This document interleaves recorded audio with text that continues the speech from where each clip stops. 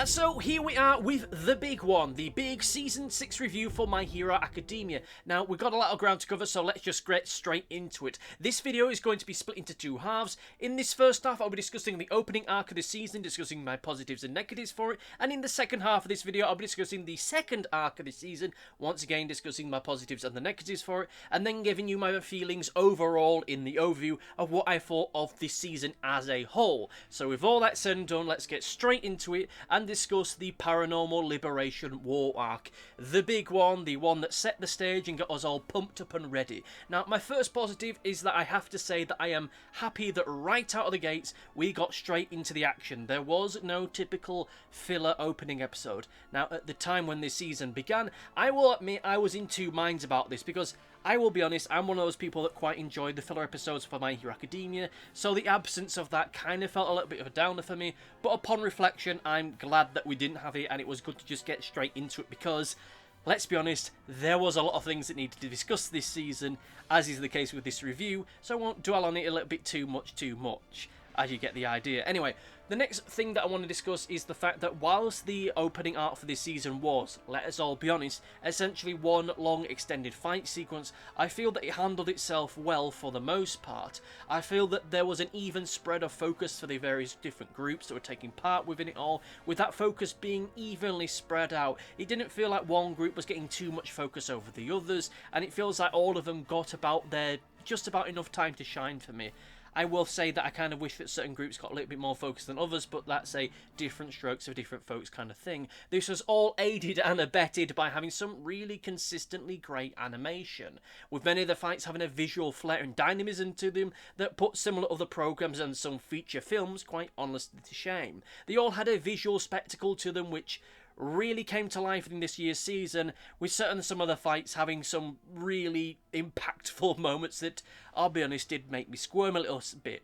I will admit that beyond just the sheer spectacle of the fight sequences themselves, the animation was great, particularly given some of the brilliant images that we had throughout this. Just some sequences and some images that we had were just... they had a really arresting quality to them, mixing between being beautiful and grotesque in the same breath. Visuals such as the wall of bodies that Twice created in his moment, that near feral look that Toga had on her face, and that strange thought space realm that Tomoru was in during his coma. Images like that were brilliant. Now, I can't really go into too much detail in them because, as I've explained, we got to pack a lot into this video. This is my third attempt doing this, and in the previous video attempts, one went on for an hour, my most recent event went for half an hour, and we're going to get into this one a little bit more concrete, a little bit more succinct. Of course, go back and watch my other videos for more focused thoughts upon my thoughts for those episodes as a whole. Well, that said, another positive that I just want to touch upon is the character drama that happened throughout this particular arc. For me, that is where the true meat of the quality lay.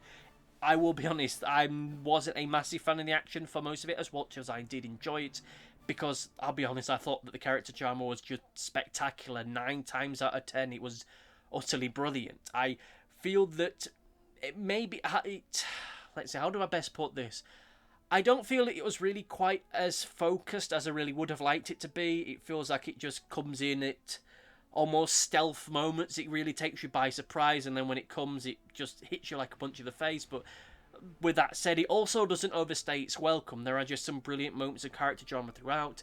Again, I can't really go into too much detail upon them because of just how pressed we are for time, but stuff like the sequence that we had with Twice, everything to do with him was just heart-wrenching. The drama between Dabi and the Todoroki family, that was nightmarish in its own way.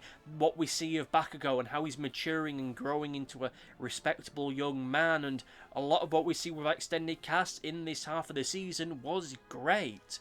Once again, if you want my fuller thoughts on some of these topics, go back and watch my other videos to get more of a focused look upon them. Again, I can't really dwell on this too much because I'm trying to do this in a reasonable time frame. With all that said and done, whilst I did enjoy a lot of this arc, I have to say that there were some negatives, so for the sake of balance, let's get into them. The first one is one that I've talked about at length during the time within this arc was being broadcast, and as such I won't dwell on it too much, And for those that have been watching my reviews for any amount of time, you can almost guess what it's going to be. And that is the simple fact that I feel that this arc went on far too long. There's no other way about it. I think that whilst it did handle the action quite well, and whilst I do think it was decently paced for the most part, I really do think that it started to overstay its welcome way too soon, and I think that ended up taking up too much oxygen from more interesting events that could have happened in that arc, and also this season as a whole. I think that some of the alterations between the canon in the manga to the anime were just strange to me. I will admit that I am not someone who has read the manga, so I can't really talk about this to any degree of authority, but the changes that I am aware of just strike me as being rather odd. First of all is the whole Frankenstein's monster-esque revival of Tomura, which I'm not going to get into another rant about, but that was a weird alteration. That was a strange addition, which frankly shouldn't have been in the show, because a few episodes later we get a clarification going, oh no, it wasn't the electricity that brought him back, he was just so mad, he was just so hecking mad that he came back to life. Okay, I would have accepted that, but the fact that you need to do a clarification that that wasn't the thing that did it, yeah, not going to get into a rant about it, but just really odd. They wouldn't have needed that clarification otherwise. The stuff with the heteromorph cult that was originally supposed to be in last season as part of the My Villain Academia stuff, now being put into now. Look, I appreciate it. I think that it was by and large a good moment, but I really don't think it should have been added in now. At most, maybe we could have put it in later in this season or some point in next season if we really were to have it at all. Because at the end of the day, it just led us to this really absurd moment where we had a flashback to someone's flashback within someone else's flashback. It just went too far for me and just kind of felt decidedly too silly. Again, I am not a stickler for canon. I understand that some things have to be changed in adaptation. And I feel that for the most part, the problems I have with this season could have been altered had you just been more willing to change aspects of the canon. Not massive alterations, but just simply so that certain events could have run a little bit smoother. That, for me, would have been enough. My big major issue for this arc, however, and this might be something I discuss in a future video, so I won't dwell on this too much here and now, is the fact that I feel that the Meta Liberation Army have been a royal disappointment. At the end of the day, they were just in this show just for the sake of giving our villains new minions. They had a world of potential. They could have taken this program into some really interesting directions, brought us villains of a type and a quality that you really don't see in superhero fiction, but in the end of the day, that's not what we got. In the end, we just got more bodies, and I won't dwell on this too much. Maybe something changed behind the scenes. Maybe they were supposed to be a bigger threat. Maybe they were supposed to be the big threat for this entire season. But then something changed. Change of plans. It's understandable. Maybe this creator wanted to shake things up a bit, change up the rhythm, or maybe wanted to get closer to the end of the entire story sooner. I don't know, but for me it is a disappointment. It feels as though certain things that were being set up just didn't come to fruition. You know, like you had the guy with the ice powers, it felt like he was going to be Shoto's rival for this arc, and you had the stuff with Redestro, him becoming this almost religious zealot for Tomura, and that going nowhere, regrettably. It's a shame, but we won't dwell on it too much, and instead, let's get back into more positives, and we're going to start talking about the Dark Hero arc. And look, I admit that when I say this, I'm going to sound like an utter psychopath, but I've got to say it, and I've got to say it from the heart. I enjoyed watching the gradual decay and collapse of this society. We've just got to own it, don't we? We've just got to own it, ladies and gentlemen. Whilst I will admit that it wasn't quite as gradual as I would have liked, as I feel that the level of collapse that we see was something we probably shouldn't have seen for maybe another 3 or 4 seasons, if I'm being generous, I will admit that what we got was good, and it worked rather well, and I am happy that this is a show that's actually tackling this kind of stuff. We see it all in its unpleasant glory, and even if we don't see it directly, we get hints of it, much like that shot on that guy's phone from a few weeks back, where we see all these angry YouTubers talking about the state of superhero culture and how they're all assholes and that kind of deal, and just seeing the gradual state of despair that the disrepair that the buildings are in, and just seeing how run down and depressed everybody appears. Just little bits of environmental storytelling like that are brilliant. I think that Lane Nagant is a great villain in concept. She shows us a darker side of this world, the likes of which we never knew existed, and knowing that it does adds an extra layer of tragedy to this entire world. I will admit, however, that there is a part of me that does feel that maybe this reveal was done too soon. Maybe it should have been pushed back an extra few episodes rather than pretty much doing it the episode after she'd been introduced, because it feels like a major moment. This is one of those things that feels like it should be a world-redefining moment, but in the end it isn't. And I feel that Lena Nagant just needed more screen time in general. I have a sinking suspicion that she will be back next season, but we'll soon see about that. I will admit that with the whole reveal that she's essentially a quote-unquote cleaner for the government and that she's been getting wrapped up in extrajudicial killings is fascinating. There is a part of me that wonders whether or not this is appropriate for a program like this, but you know what? I take my hat off, if I ever wore one, to the writer actually wanting to tackle something like this. I think that even with my negatives that I have towards her, I think that she's still a great villain. She is a villain who wanted to be a hero, and for a while she was a hero. And she wasn't corrupted, she just found herself falling into this path because the people that she was working for weren't heroic in the slightest. We know for a fact that in another story she would have been the hero. You know, let's be honest, there's a world of different espionage and spy stories where our lead character is a spy, is someone like Lady Nagant, and they discover a conspiracy that's going to threaten the freedom and liberty of us all, and they have to try and stop it by becoming enemy number one. And in that kind of story, she would be the hero, but here and now, she's just the villain.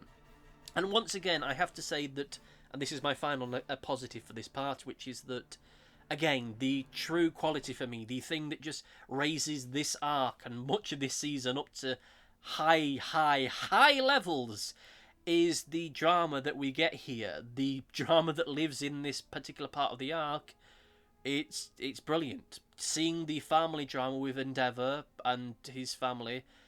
Look, I'll be honest, I know it's not for everybody, and I know that it is beyond the pale for some people, but I always hate saying this when we're discussing subject matter like this, but I enjoyed it. I have a lot of respect for the direction it went down.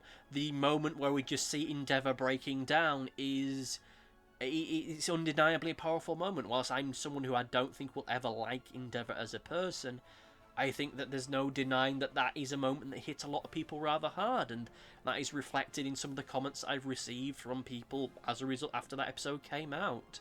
Midoriya's drive to become a hero, even if his methodology is self-destructive and to a degree self-defeating, and how, in an unfortunate way, All Might's philosophy has rubbed off on Midoriya in the worst possible way, is an interesting idea, and I will be interested to see this is something that's explored furthermore in the next season.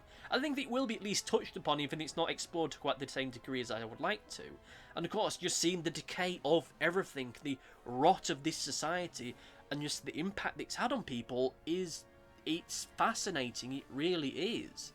All the stuff that we get with this immediate aftermath, it's mind-blowing. I won't dwell on it too long because anyone that's been listening to my reviews for long enough will know that it hit me hard when I was discussing it last time, but just stuff like seeing that moment where you've got the hero just staggering through the ruins of the city and just being overwhelmed by it all. The little flash that we get of the sidekick being told to leave their hero behind because they don't have time to treat them, but with the little boy and the little girl and the little boy saying, "Oh no, go on without me," just that stuff was haunting.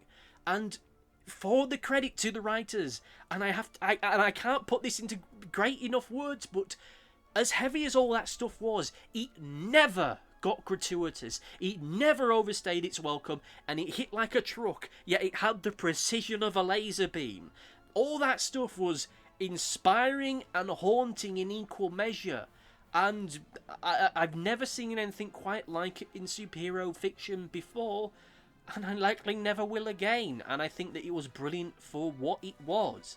Of course, regrettably, once again, we must now get into the negatives, and there aren't that many, I will admit, but there's still things I have to discuss for the sake of, some feigning degree of professionalism. First of all, I feel that the pacing in the early parts of this arc were honestly terrible. It did improve a hell of a lot by the end of it, but in those earlier sections, with this stuff towards Tartarus especially, it was awful. Like, in the Tartarus escape stuff, that is a whole set of stuff that required a hell of a lot of exposition for us to understand everything, to get it across to us, and we don't get enough time to really let it all process. We don't even get a beat or two to just let it go, okay, this is a really important place, it's got this, this, this, and this, because as soon as we finish reading it, as soon as we've heard fish and listening to it, bang, the attack has begun. And whilst I do appreciate that they have to do this blindingly quick, and let's be honest, it's a small feat of luck that the villains actually got away with it, but how it was all put together and the pacing of it just didn't work for me. Of course, maybe there is a degree of bias because I knew that this kind of thing was happening in advance, and I was expecting it to be a full arc in itself. I pretty much expected, alright, when we get into this Tartarus stuff, that's going to be the second half of this season. Oh, it was only 2 episodes long. Well, shit. Oh dear. Right, moving on, because I don't want to get into another moment where I just get lost on myself. The other thing that I don't think is quite as good in this particular arc is the fact that I think the animation isn't quite as interesting as in the first half. Again, I think that the animation and some of the visual images that we see in the first half of this season are brilliant. They are inspirational, they are troubling, they are disturbing, they are beautiful, they are grotesque, and they are imaginative. This half of the season, we don't get that. Whilst the animation is still good, whilst it's still consistent, and there are some brilliant moments, the Dark Deku, the Berserker Midoriya stuff, that is horrifying, it is brilliant, and it looks awesome, but we never really see anything quite of that scale throughout the entirety of this particular half of the arc. That is a great moment in itself, but it's only on its own. I wish there was more of that quality throughout, just a little bit more imagination there. And my second thing, and I will admit that this is probably the biggest nitpick on this entire list, but I think that All for One was just way too knowing of certain things. Yes, he's smart. Yes, he has this link to Midoriya due to One for All, but he's able to guess things that just don't make a lot of sense to me. Yes, he is smart, but he shouldn't be this smart. And even if we account for the still being a mole within UA, he's able to guess things that he'd have no other way in being able to guess. So unless he has some kind of quirk that's helping him with this, like maybe Ragdoll's quirk, which he nicked from her a few seasons back, but even then I don't think that quite works in that way. It just feels rather odd to me that he has this level of foresight. It doesn't really feel like it's earned. It feels like it's just there for the sake of making sure the story still happens. And regrettably, he isn't the only one in this season that does this. Nezu does it briefly when we're getting the explanation as to all the defences that he had built for UA. Like, he was able to guess that Tomer was going to be able to use his powers at range, even though experienced heroes, veteran heroes that have been doing it almost all their adult life didn't see this one coming. Yet a school teacher was able to figure it out. Like, that just feels a little bit strange to me. But anyway, we'll get lost if we discuss that stuff too much. So instead, let us now get into the overview. And I have to say is that despite my misgivings and despite the issues that I might well have towards this season, I will be honest, I think that when we look back on it as a whole, once My Hero Academia is all said and done, we will remember it as being one of the best. There's frankly no getting away from that. It really hits the mark as far as certain moments of drama are concerned, and has parts of it which will live for me, whether I want to or not, for probably the rest of my life, or at least for years to come. It is a show which goes into oftentimes new and travelling areas, the likes of which the other similar shows and stories frankly do not. And I do like the fact that the focus has finally now swung back to being on Midoriya. After several seasons, it felt as though he was becoming a side character in his own life story, but now he's the focus again, and I really do enjoy that fact. Regrettably, of course, we have to discuss the negatives, and I won't dwell on this one too much because I mentioned it in a previous video, but I think that the line from the Christmas special last season, I think, undermined a lot of this season. I think the writers played their hand too much with that one, where we have the moment where Midoriya says something along the lines of, "This was a moment where we shared together, we were all truly happy." That pretty much just set the stage for everything that was going to come, and I think that it took a little bit of the shock factor from certain moments that happened here because even if you didn't have it spoilt for you, as was often the case for me this season, you could easily guess that these were kind of things that were going to end up happening because the show pretty much signposted it out to you. Again, I'm not going to dwell on this too much, and at the end of the day, yes, this might be a different strokes for different folks thing, but that's just the downside of having these wraparound narrations. They can undermine the drama that's happening in the meantime. I regrettably have to say that I think that this season as a whole has been a rather joyless experience. While I say, once again, the drama is brilliant. It's fantastic. The writing of our characters, amazing. Some of the things that this show does feel bloody innovative to me, even if some more comic book and manga fans will say this isn't the first time this has been done. With all that said, however, again, it's a rather joyless experience. The humour and tone of this series up until this point has gone, and we're left with something that feels rather dry. There are very few jokes, and what jokes there are stick out like a sore thumb and undermine the drama they're connected with. Of course, thankfully we did get a far lighter episode at the end of this season, but beyond that we don't get a whole lot. This season is incredibly dry. There are no palate cleanser episodes, no palate cleanser arcs, nothing to break anything up. The only thing that really have to break things up is the fighting, but you can't really rely on that as far as helping us ease into understanding some, at times, rather troubling material. And my final negative for the season as a whole is that, and this is somewhat related to the previous one, which is the fact that I can't help but feel that something has been lost between last season and this one. I feel that this shifting of tone that we've been experiencing over the past few seasons, this season has been bungled. Let's be honest, for quite some time it has been clear that we were going to get into a pivot point, so everything was slowly turning and that we're moving into an increasingly dark and heavy period of drama, and as we get closer to the tail end of the story. And whilst I can understand we're still starting to get into this pivot point even more so now, and us getting even darker material now, it feels as though that pivot has jumped several places ahead for me. This doesn't feel like the end result of a gradual rotation, it feels like more of a snap. If you compare the tone of this season versus the last one, it feels like it's got far darker, far quicker, and for me, far much more so than I think I would have liked to have done. But it isn't the heaviness of the material that worries me, it just simply is the fact that I think it's not been paced out quite as well. Nowhere near as it really should have been.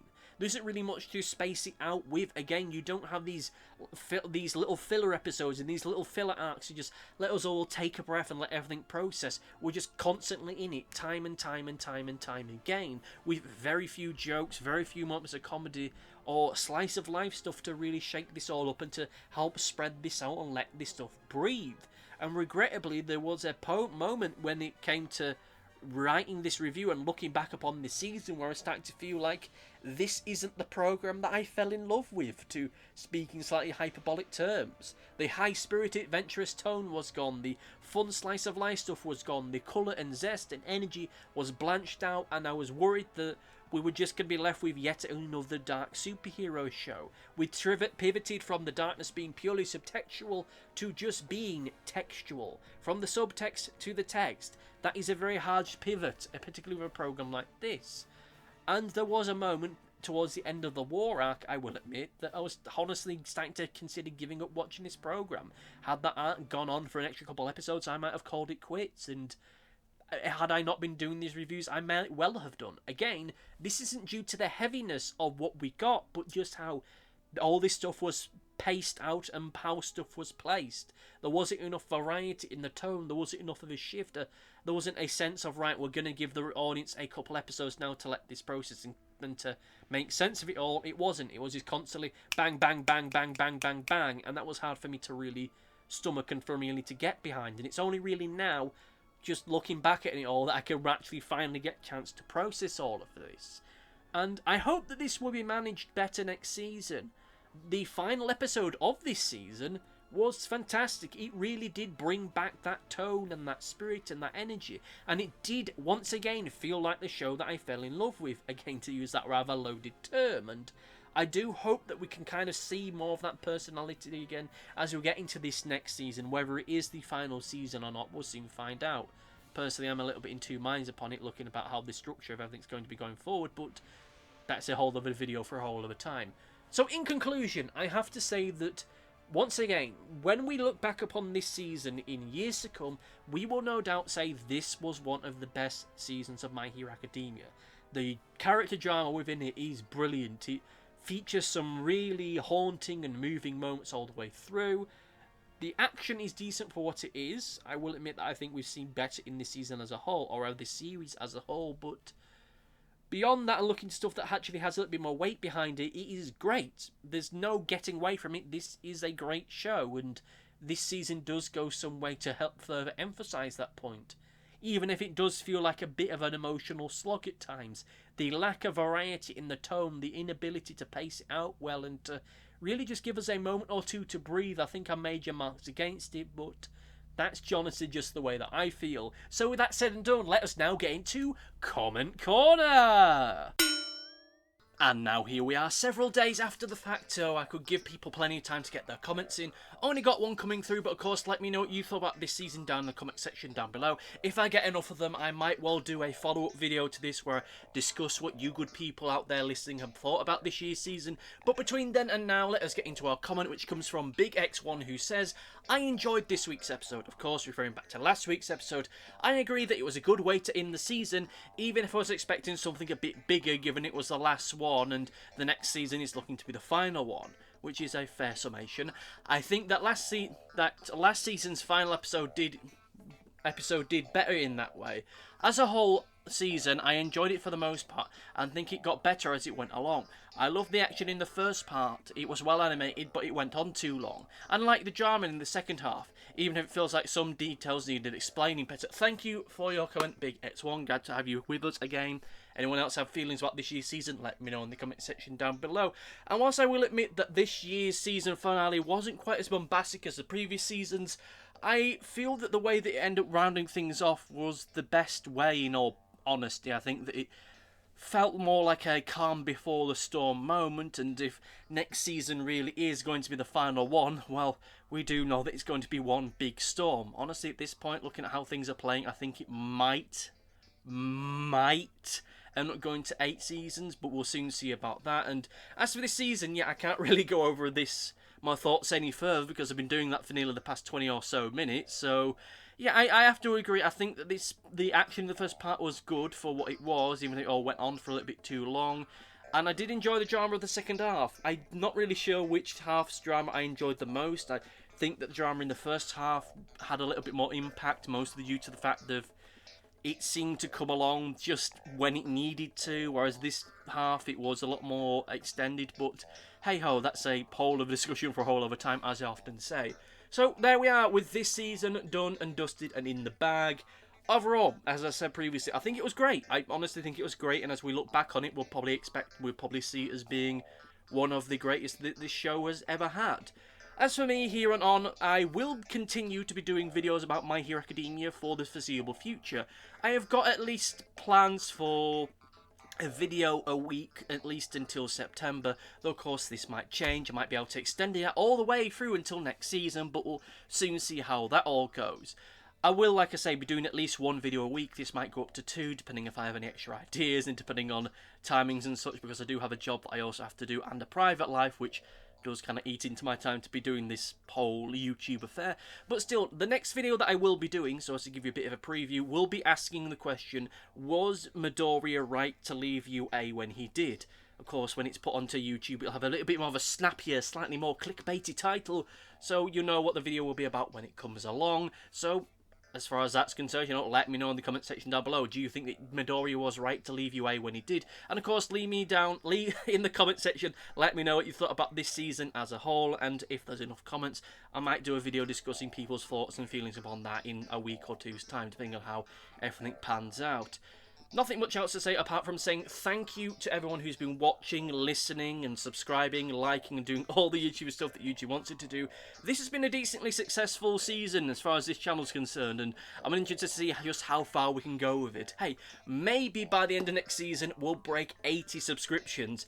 You know, we've been floating around 75 for quite some time, and you never know, maybe, just maybe by the end of the year, we'll probably actually be able to do that. But we'll soon see about how all that goes. Thank you all for listening, and until next time, see you next time. Goodbye! Thanks for watching. Be sure to like, favourite, subscribe, click the bell, and do all the YouTubey stuff that YouTube wants you to do. Go on, it'll do me a power of good. Until next time, my friends, goodbye!